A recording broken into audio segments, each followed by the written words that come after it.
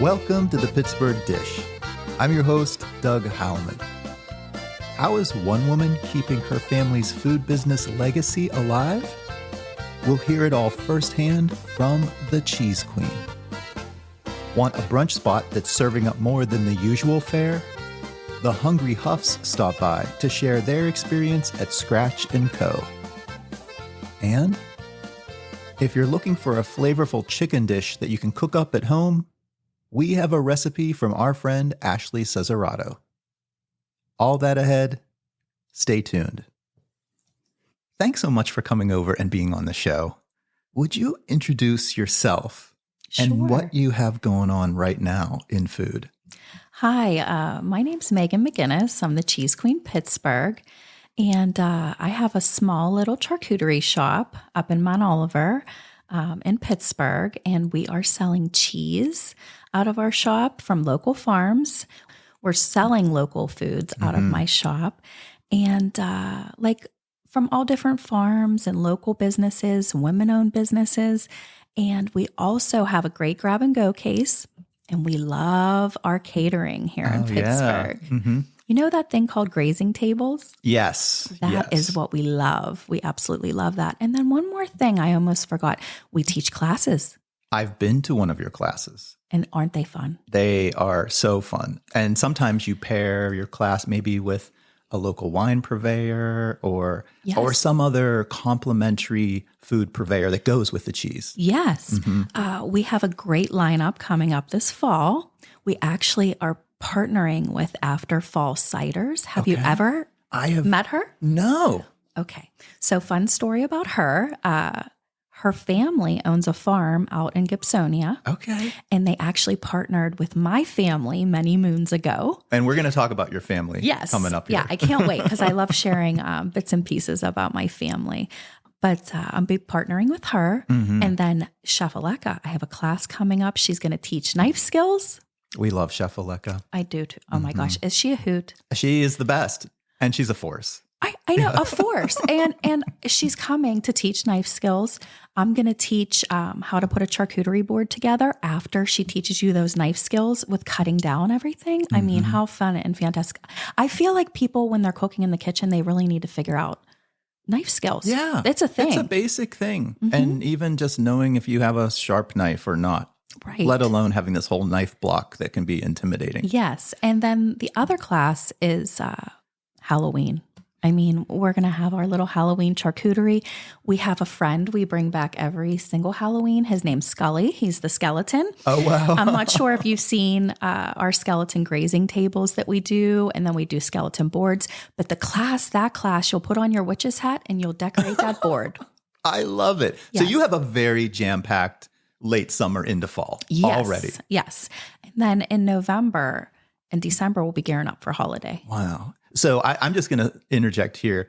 Your what looks like a small little boutique is like more than meets the eye, so to speak, Yes. with all the catering and all the classes and everyone that you're partnering with. I just love it. And I have to also say the name, the Cheese Queen, has got to be some of the best marketing ever. Thank you. Your logo, all of it. How did you come up with that? I mean, was that just sort of no-brainer, or did you think on that for a while? My family used to call me the Cheese Queen. Oh, okay.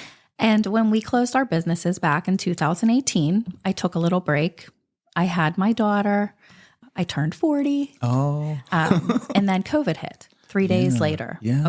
Okay. So I was kind of getting ready to start a different business. It was going to be called Celebrations by Megan McGinnis. And that was going to be almost like a cocktail party, small kind of party planner. Yeah.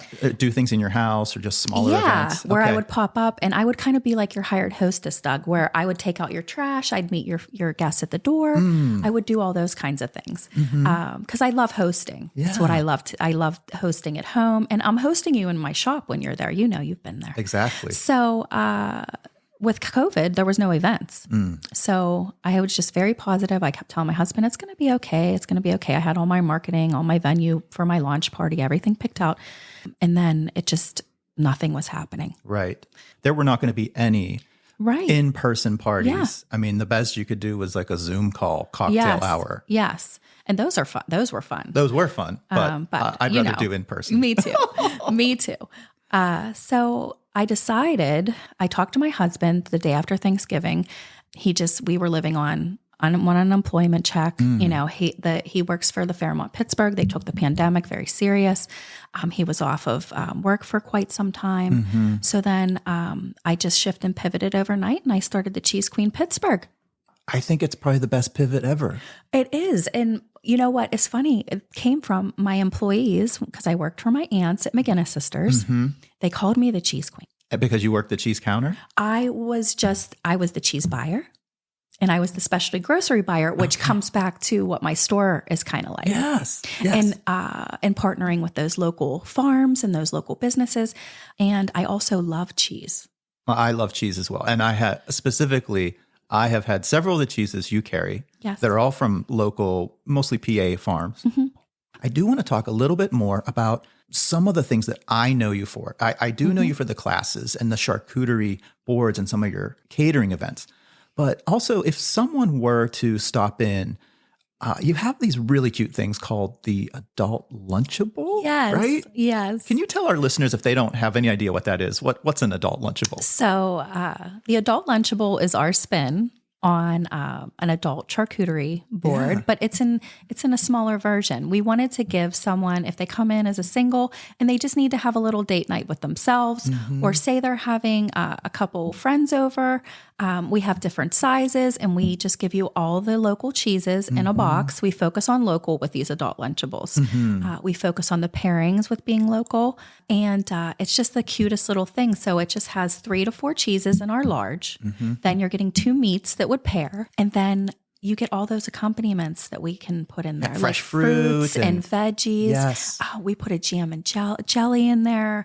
We have honey in there. Sometimes we spice it up and we put like maybe a little Greek bean salad that we made, like in a little cup, like nice little fun things that you can just have. And mostly all of these things are still from local folks, right? Like the honey and the jams and all of that. So we should talk about that too. Yeah.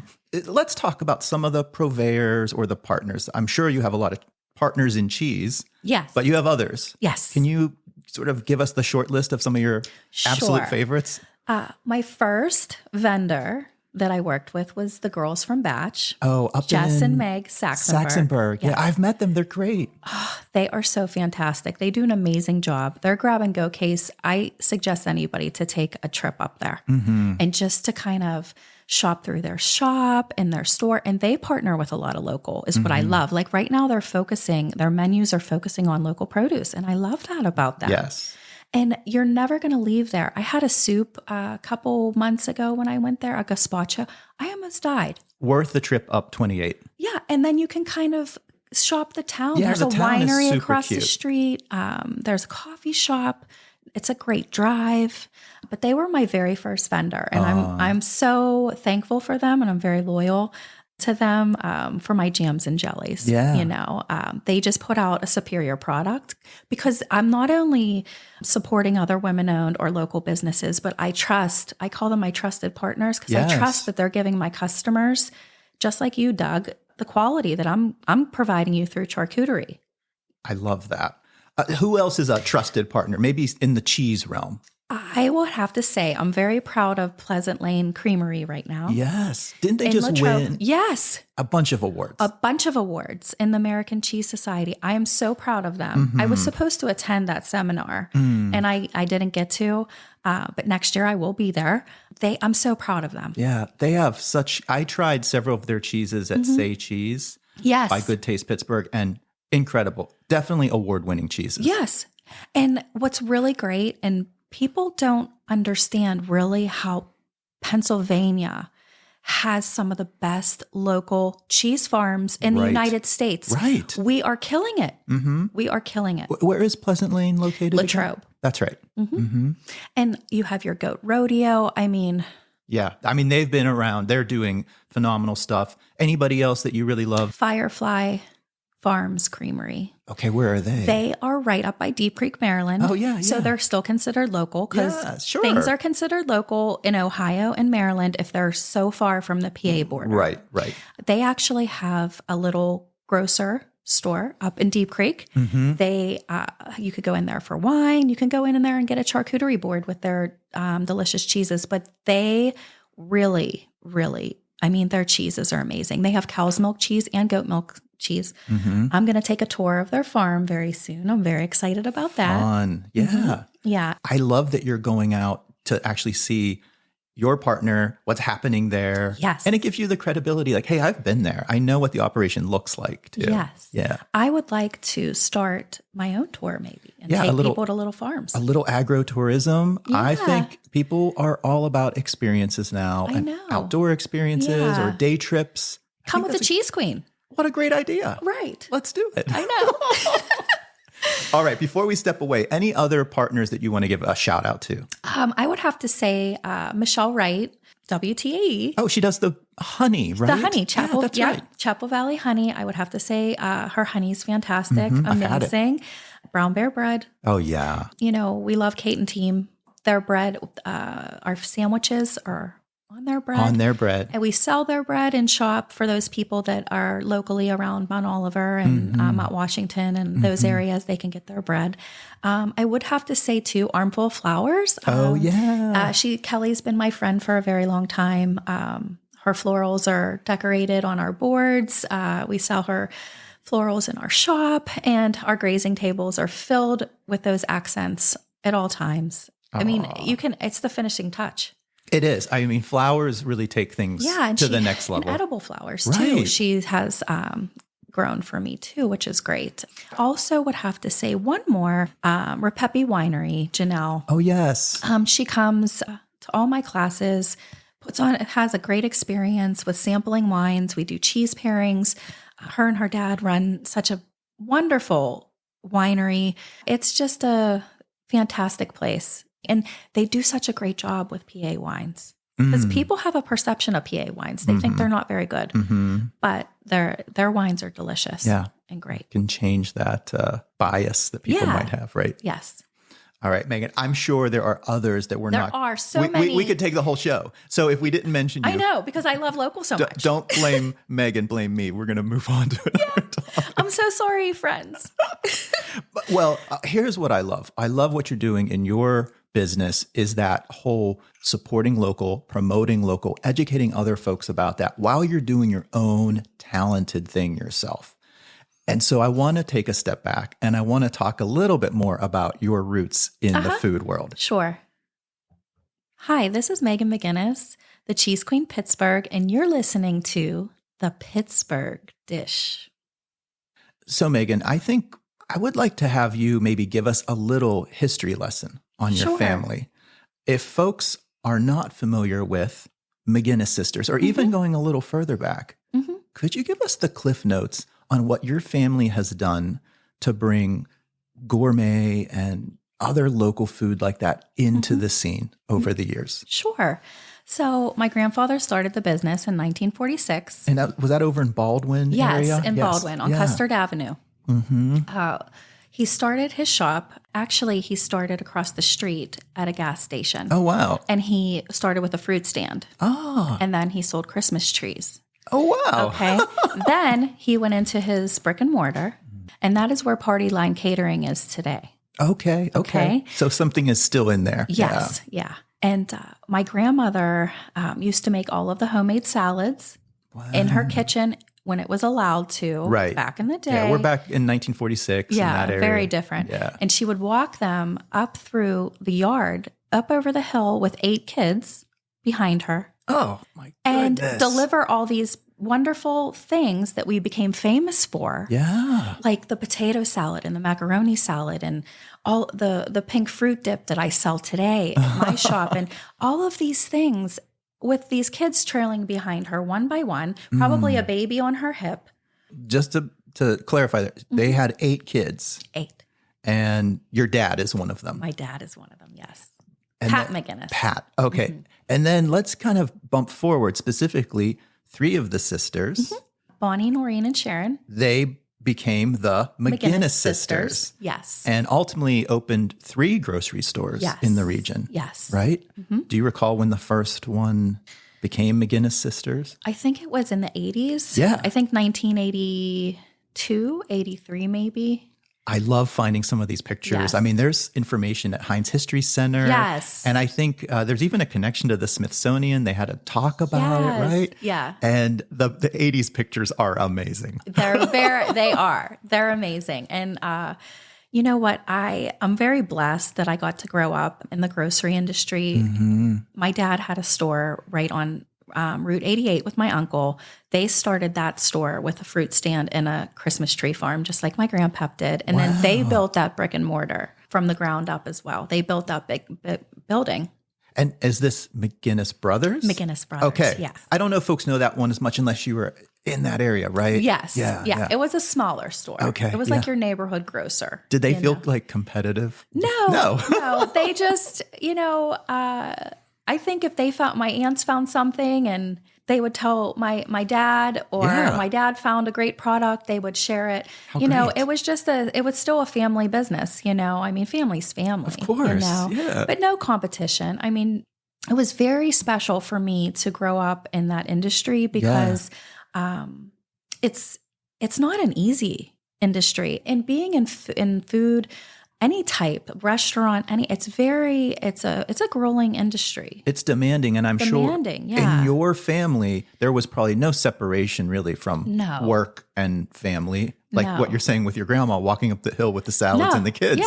Yeah. But my aunts, I will say, working for them was very special because I got to work with these amazing, strong women. Yeah. What a good example for what you're doing now. Yes. And pioneering actually at the time. Yeah. They pioneered the specialty food movement before anyone else did here.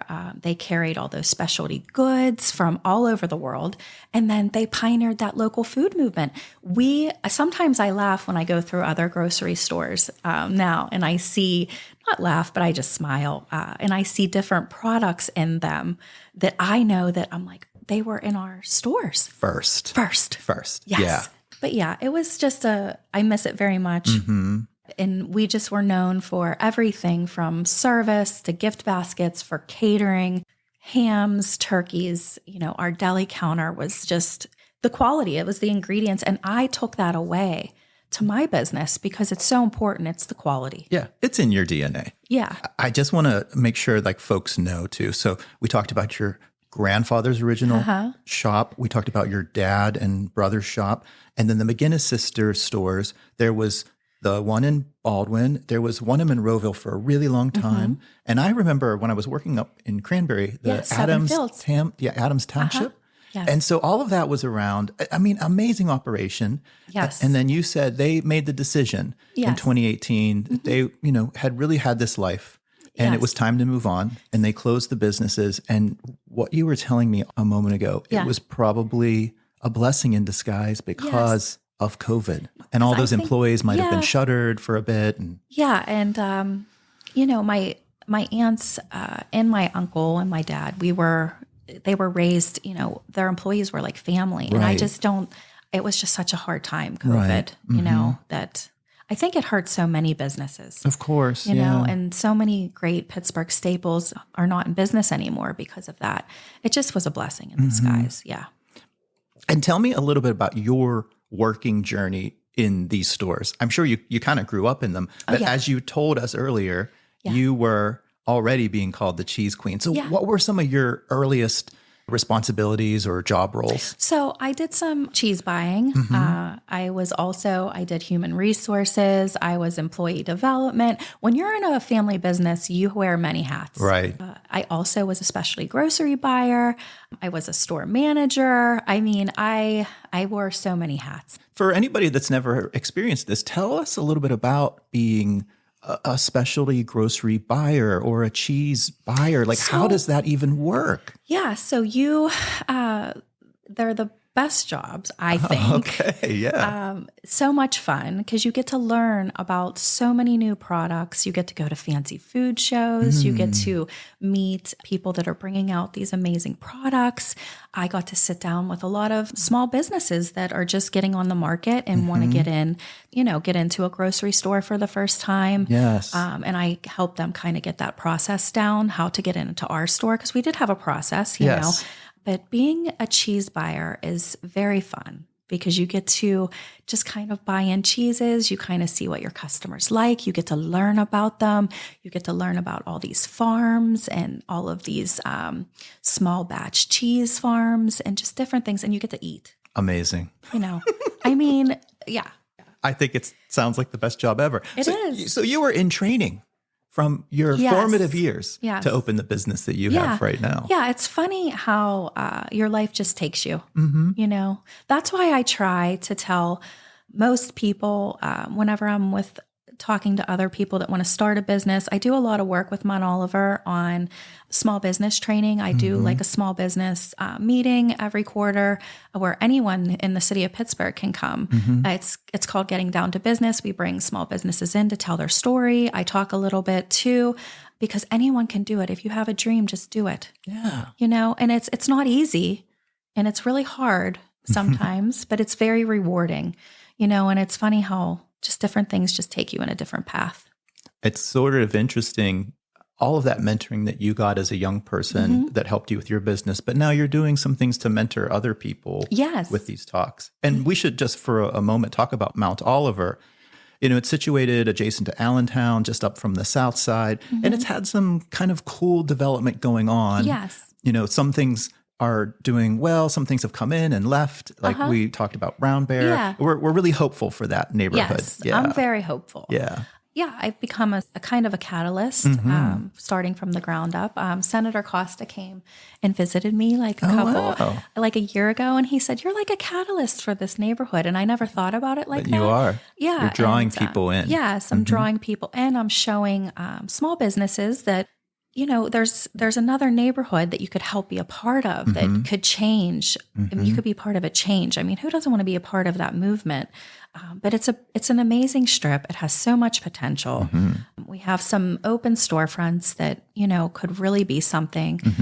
They have a beautiful program that they help small businesses where it's called a rent abatement program. They help with signage. They help you with your rent for your first. They help you get off your feet. Yeah. They help you get started. Yes. And that's a great support network for anybody that's looking for that first brick and mortar space. Yeah. And it could just be a stepping stone, you know? Megan, I want to talk for you how the business has changed since you've opened and where do you see it going? If you have any goals or sort of visions for the future. So the journey's been very fun. Yeah. But, and I am so thankful to Pittsburgh for the support that I've been given and thankful to such a great community, Cheese Queen community. I love you so much. My business has grown organically. I think when I opened my door, people thought I was going to be open 7 days a week. I'm not a 7-day-a-week operation. No, you really don't have that kind of foot traffic in that neighborhood, at least not yet. Not anyway. yet, yeah. And I hope so someday.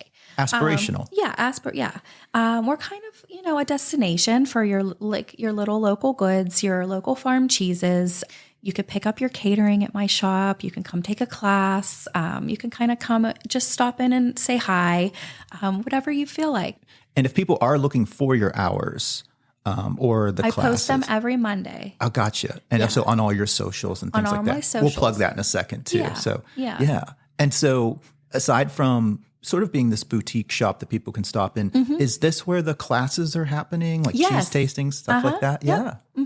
Oh, classes great. And cheese tastings. And sometimes we'll have people just come in and they want to just sit down and kind of just have like a little adult lunchable outside on the deck. Yeah. We do a partner with a lot of events with Mount Oliver. I have right next to the Borough Building, there's bands and I sell charcuterie. It's just a fun time. Outside of the classes that are coming up, are there any other big plans or goals going into the next year? I have a secret. I'm not ready to reveal yet. Sure. Okay. But it will be part of my catering menu. It's coming very soon. I'm working with another local women-owned business here in Pittsburgh to provide me with something very amazing. So great. And I'm very excited, and I can't wait to reveal that. Oh, excellent. Well, maybe we'll have to I'll give you a phone call and we can do a little plug on the show. Yes. Yay. Yeah, I would love that. But it's kind of, I'll give you just a hint. It's bringing Pittsburgh something that's a little bit different, mobile. All right. So Mobile. Okay. I like this. Well, what a tease. That is great.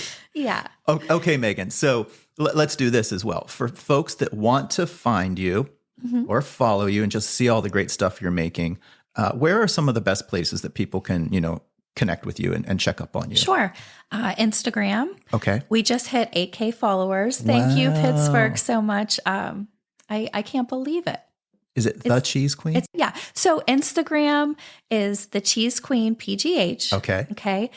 Facebook, same deal. All right. Cheese Queen PGH. And then you can also just go right on our website, thecheesequeen412.com. Oh, I love it. Yes. And there's a lot of really yummy things to kind of whet the appetite. On your website, can people order? So you'll send me an inquiry, Doug, because you can't order right off the website. We did do that when we first launched the website, but we were so busy. So you just send me an inquiry and then you do your own. And then I'll give you a call or send an email. I like to call because I like to talk to my customers, and I like to talk to new customers, especially when it's catering, because I think to talk to someone is very important. Right. Because sending back, you can miss details going back and forth.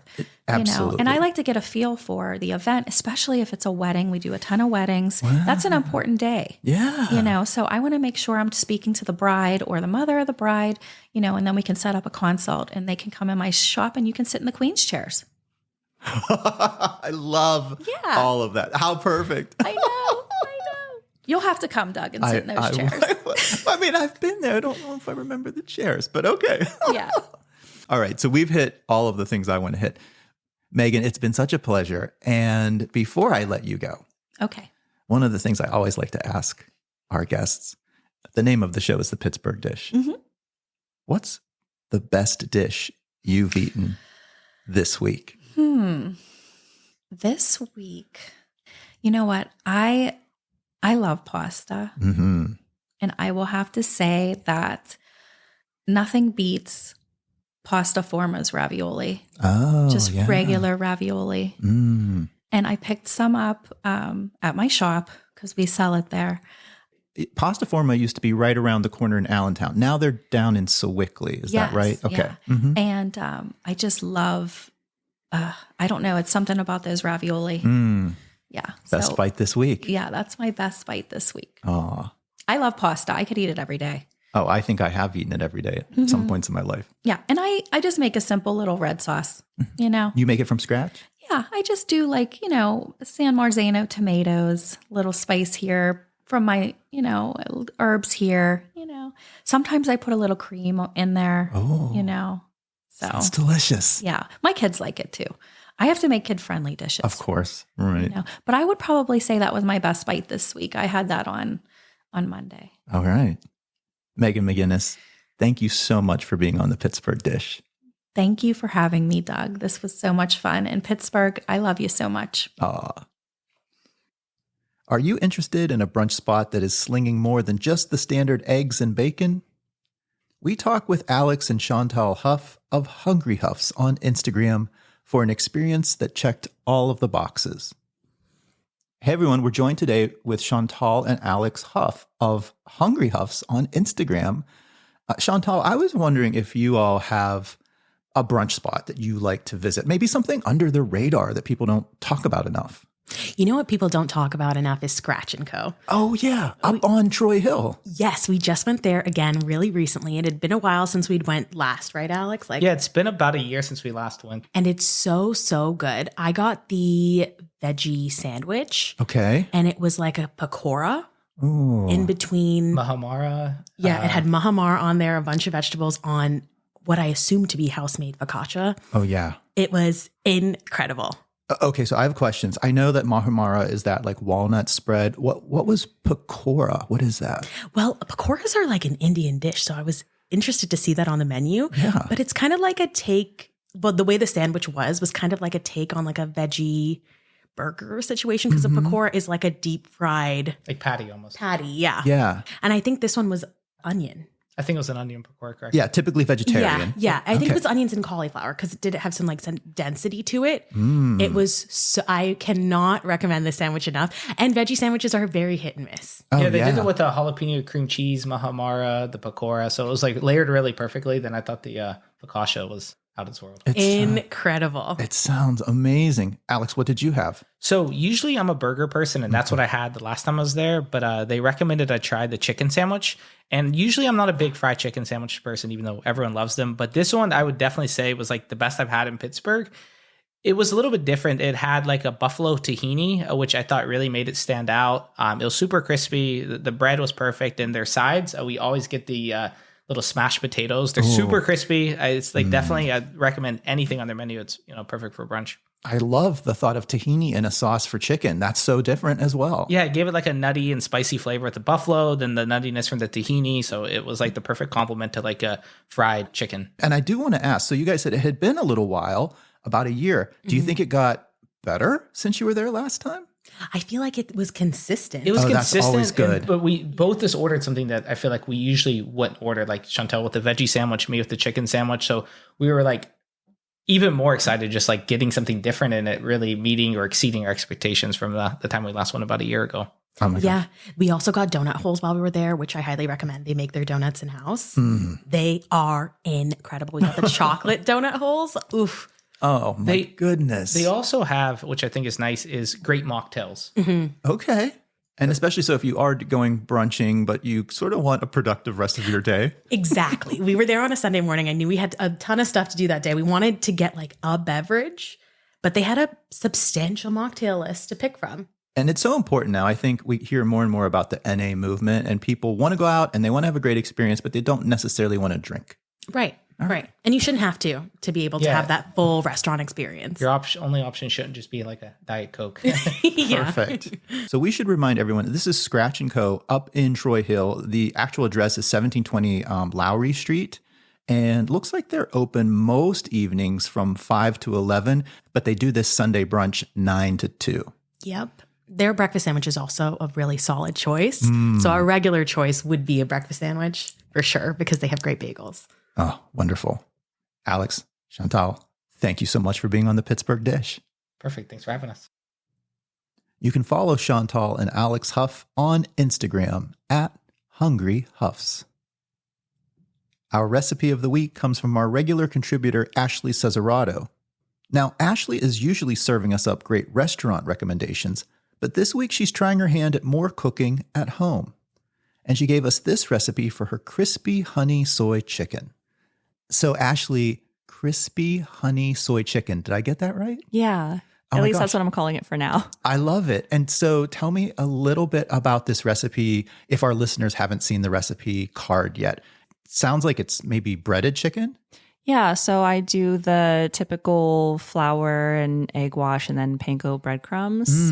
And then I shallow fry it in about maybe 4 tablespoons of coconut oil Oh, so on the stove. You don't need a lot. No, not a lot at all. Oh, that's good. And I love panko. It gets so crispy. I know. And I was craving something crispy and slightly sweet and spicy. So this really hit the spot. All right. Now, it sounds like this chicken would be good even on its own. And are you using like chicken breasts or chicken tenders? Like, what do you like? I use the chicken tenders because they are the most tender. Yes. And they're super easy to work with. And they cook really fast too, just like 3 to 4 minutes each side. Right. All right. Well, again, that all sounds great, but you make this sauce, which makes it even better. Right. So I'm a huge sauce condiment person. And I was just craving a taste of something like this the other night. And I read a few recipes and just decided to kind of do my own thing. I love it. And I originally made it with Mike's Hot Honey because we had more of that at home than regular honey. But I think I would prefer to do it with plain honey.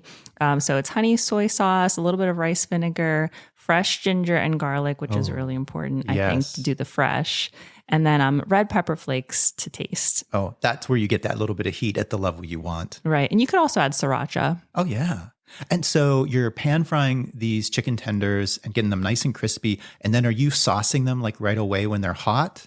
Yeah. So after they are done cooking, I set them aside and then I make the sauce really quickly.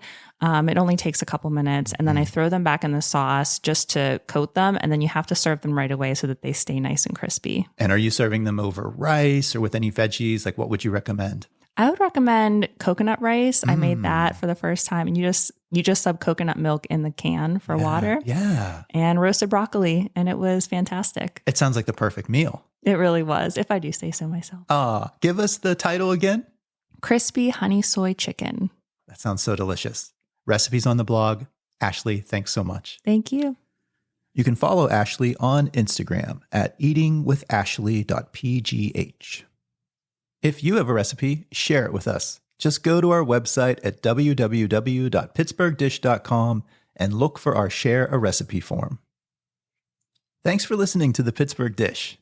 If you love what we do, we would truly appreciate a 5-star rating on whatever app you're using to listen to the show. Even better if you could take the time and leave us a short review. Thank you. That's our show for this week. We'd like to thank all of our guests and contributors, and to Kevin Selecki of Carnegie Accordion Company for providing the music to our show. We'll be back again next week with another fresh episode. Stay tuned.